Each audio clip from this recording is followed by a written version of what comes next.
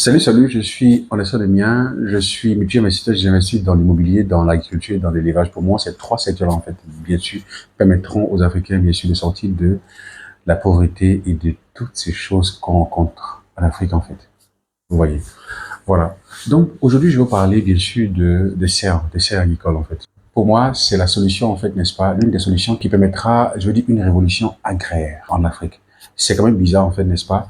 On dit que la tomate a besoin de la chaleur pour pouvoir évoluer. En France, on utilise les serres je veux dire, réchauffer les plantes afin que pendant l'automne et pendant aussi l'hiver, voilà, les plantes ne soient pas immergées d'eau, n'est-ce pas? Et pendant l'hiver, en fait, n'est-ce pas, les plantes ne puissent pas mourir, en fait, bien sûr, de froid, en fait. Donc, à cause de cela que les Blancs ont fait les serres. Mais en Afrique, on s'est rendu compte que les serres, d'autres personnes, en fait, sont contre les serres, mais d'autres, en fait, n'est-ce pas, sont pour les serres en question. Parce que moi, je suis pour ces personnes-là, ces adeptes-là, je suis adepte des serres. Parce que pour moi, j'ai fait beaucoup d'expériences en plein champ. J'ai vu qu'il y a beaucoup de maladies à l'intérieur, en fait.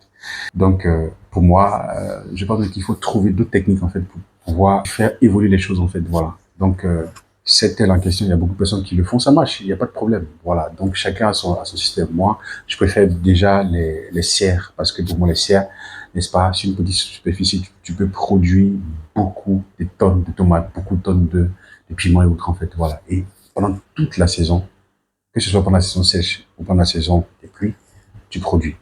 Les plantes sont moins stressées et ça permet en fait l'évolution rapide des plantes en fait. Voilà. Donc j'ai fait l'expérience avec quelqu'un déjà en fait et ça marchait, ça a beaucoup marché. J'ai vu que cette personne a vendu beaucoup de tonnes de tomates en fait. Je crois que c'était dans un petit coin, je crois de 500 mètres carrés en fait. Voilà. Cette personne-là a produit autant comme si elle était en plein champ. Et c'est là que j'ai compris qu'en fait, n'est-ce pas, il faut commencer à penser au hors-sol. Au Mali, il y a un pionnier, en fait, n'est-ce pas? Le monsieur en question, je l'aime bien, ce monsieur-là, parce que c'est un architecte et il s'est reconverti dans l'agriculture, en fait, n'est-ce pas? Il a utilisé l'expertise, bien sûr, des Israéliens afin de pouvoir implanter pour lui sa serre, en fait, qui est au Mali. Je crois bien que son chiffre d'affaires est d'environ 800 millions de francs CFA par année.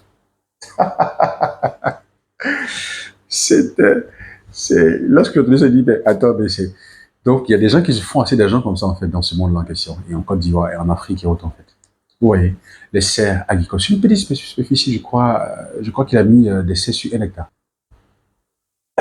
C'est c'est extraordinaire. C'est extraordinaire, en fait. Il faut qu'on pense à cela, en fait, aussi. Il faut, lorsqu'on s'en va au Burkina Faso, je crois, la reine du hors-sol, voilà. C'est, lorsque tu vois, en fait, l'espace, cette petite serre là en question, elle se fait des millions. C'est extraordinaire. Et elle dessert partout, Bamako, et je crois, Bobo Dioulasso, tous ces autres, en fait, et au Burkina Faso, Ouagadougou et autres, en fait.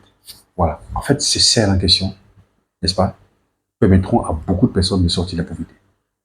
Les serres, en fait, n'est-ce pas, je veux dire, ce sont ces abris-là en question, fermés ou mi-fermés, en fait, n'est-ce pas, ça dépend, n'est-ce pas, pour faire sortir, pour qu'il n'y ait pas trop de chaleur, en fait, à l'intérieur, lorsqu'on n'a pas un système de ventilation, en fait, n'est-ce pas, interne, ce sont des abris sous serre, bien sûr, en fait, qui sont mi-fermés, ou d'autres qui sont fermés en fait en fonction de la zone ou en fonction aussi de la période au niveau climatique en fait, n'est-ce pas? Soit on ouvre ou on ferme en fait pour éviter beaucoup de choses en fait, les contaminations, tout ça et autres en fait, voilà. Donc lorsqu'on a fermé cela, personne n'a accès à ces plans en question et ces plans se développent sans stress. Il n'y a pas de stress en fait. Point de stress, il y a point S. Voilà.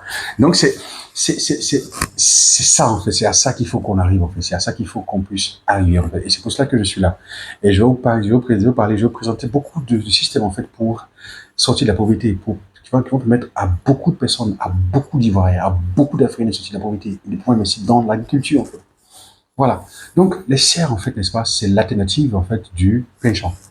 Lorsque tu as un petit coin, en fait, n'est-ce pas? Pour le moment, tu ne veux pas construire, avant toi, tu construis, mais tu ne veux pas construire pour le moment. Tu peux l'exploiter en faisant un petit coin de hors-sol, n'est-ce pas?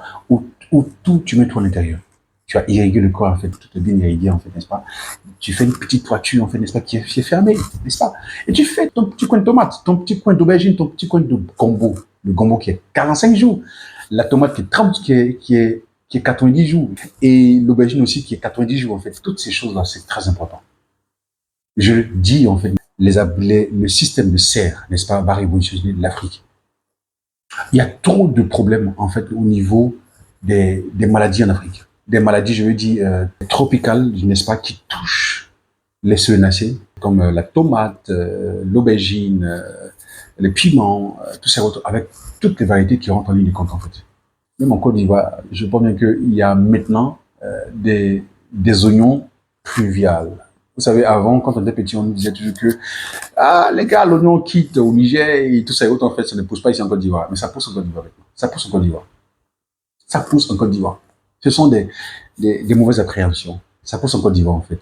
L'oignon pousse en Côte d'Ivoire. Vous pouvez faire de l'oignon sous serre, vous pouvez faire de la pomme de terre sous serre, vous pouvez faire de l'igname sous serre, vous pouvez faire tout ce que vous voulez sous les serres. C'est à vous de choisir, c'est à vous que toutes ces choses-là, je veux dire, tout commence par vous en fait. Vous pouvez commencer, vous pouvez faire tout ce que vous voulez, comme vous le voulez en fait, n'est-ce pas, sous les serres en fait. Mais là en fait, je veux dire, pour maximiser, je veux dire, la production, là où ce que je recommande en fait, c'est le piment, la tomate, l'aubergine, le gombo. Bien sûr, vous pouvez faire encore, je vais dire, les poivrons, n'est-ce pas? Les poivrons aussi, c'est très important. C'est un business aussi qui est très rentable, en fait, n'est-ce pas?